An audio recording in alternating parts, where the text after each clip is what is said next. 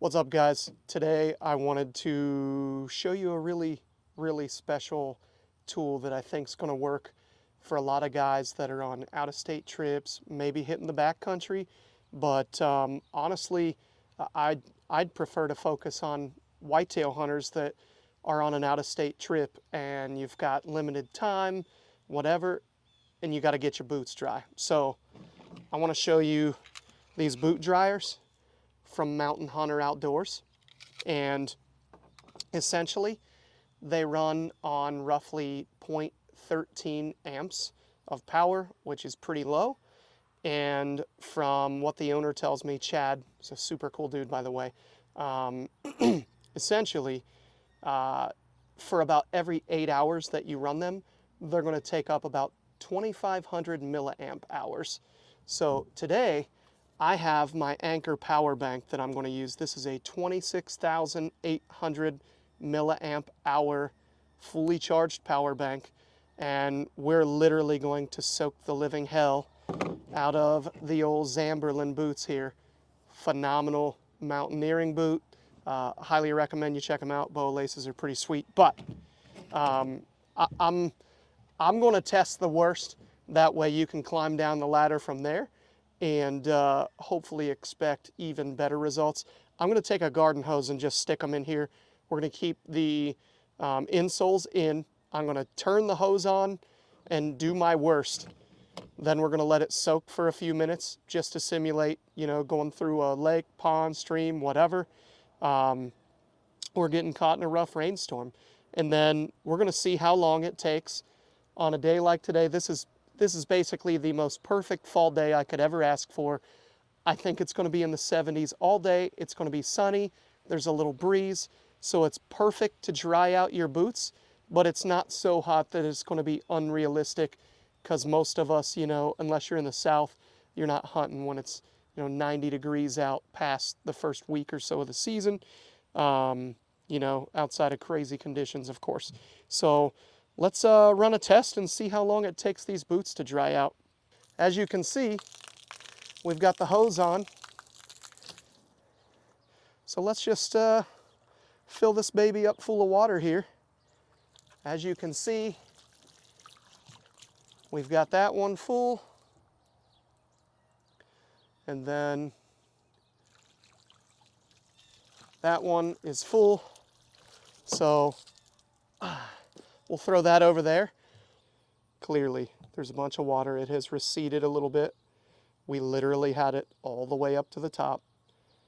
So we're going to give it a little bit.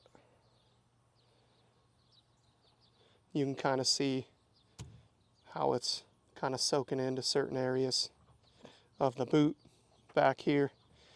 We're going to literally abuse these and then see how well it does. All right, so our boots have absorbed water for a few minutes. I don't feel like it's necessary to really plan past that with a boot literally full of water. Kind of speaks to how waterproof they are, though, because they're holding the water in, therefore they must be holding water out. And these are 3-year-old boots, so fairly expensive when you buy them. I got them for like 25% off, so that literally took like $100 and some change off the price. They are not cheap, but in the long run I have saved money because I go through boots so much. So I've never had a pair of boots until these last a whole season. I did just experience a really good rubber boot too, the dry shod. Those have lasted me exactly a year, and it's a rubber boot. Rubber boots never last me very long at all. So let's kind of get into this a little bit. I'm going to step back.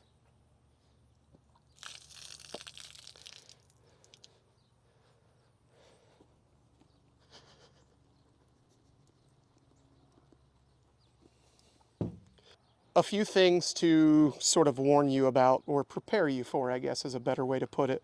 I've got a wooden block here that I'm going to set in between my boots. You can use a log, a rock. You could rig up, something in your tent, trekking poles, whatever. But make sure you have a plan for a place to put your power bank. It's decently heavy. So what we're going to do is we're going to plug this in.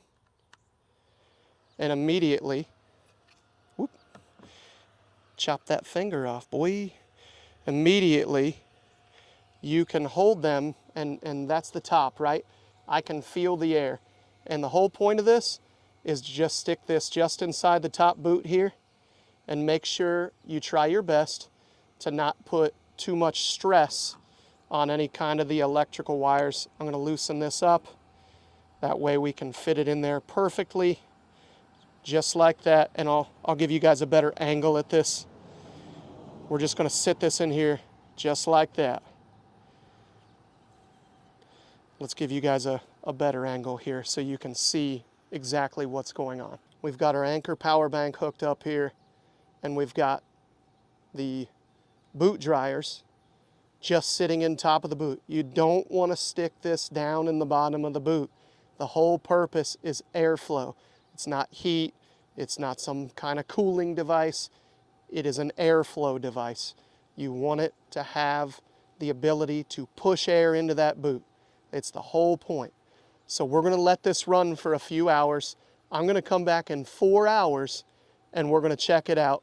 I feel like this is a fairly realistic situation with the sun being out. It's gonna help us a lot better than like a overcast day. So I'm really excited to see how these go. Alrighty guys, so wanted to go over a few things. First and foremost, tell you how long it took these boots to dry. This one here took 6 hours to dry. It was roughly like 72 degrees. It was basically room temperature outside, no strong breeze, nothing. And this one took 6 hours to dry. Now you saw how much water I put in. What I didn't show is that I let the boots sit there for like 10 minutes and absorb water, basically simulating just trudging through a lake. Now, for whatever reason, this one took significantly longer. This one was a 10-hour dry time. I don't know if I've worn the bottom and the front part of the boot out more, or maybe it was a combination of that and the position of the sun. This one caught whatever breeze there was as well. I can't really answer that super well. I do know that these were fully functional. Like this one wasn't running faster or slower than the other, anything like that. But even 10 hours, I mean, if you get back to camp at 7 o'clock at night and you haven't hooked a garden hose up to your boots and let them sit for 10 minutes with literally as much water as you can fit in them, you're going to be just fine. You're going to dry your boots out quick. I'm sure that'll vary a little bit with cooler temps, but if you're in your tent, you're probably going to do pretty good. The other thing that I would love to try in the future is to somehow figure out a way to turn the boots maybe upside down or something along the lines to get gravity to help the moisture come out a little easier, if that makes sense. The moisture being a little heavier, but I could be splitting hairs there. With that being said, I did want to show you one other trick that I thought of. I tried to get the footage the other night on an observation sit. I was unable to get into a tree. There were deer everywhere, and I decided to not get up there. I was telling Chad that I was really excited about this particular shot, but it did not work out for me. But I have to show you this because this is a dual purpose piece of gear here. So I'm gonna set the boots up here to hold my little power bank, if you will. So I've got them turned on, right? We'll stick this one in here out of the way. So I'm gonna try to let you hear what they sound like. They're not super crazy loud, right? So anybody who's hunted Tennessee, Kentucky, Southern Ohio, Southern Indiana, anywhere like that in the South, the Midwest, and really you Southern guys should be paying attention big time. When you hunt in a place that's stagnant and there's no air movement, the heat and humidity get to you even more, the bugs get to you. It's annoying. I know for a fact that if it is 95 degrees, but there's a good breeze, I can still hack it. If there's no breeze, I don't want to be out there when it's 75. I'm a big vagine when it comes to the stagnant heat. I don't deal well with it. I always need moving air. Check this out.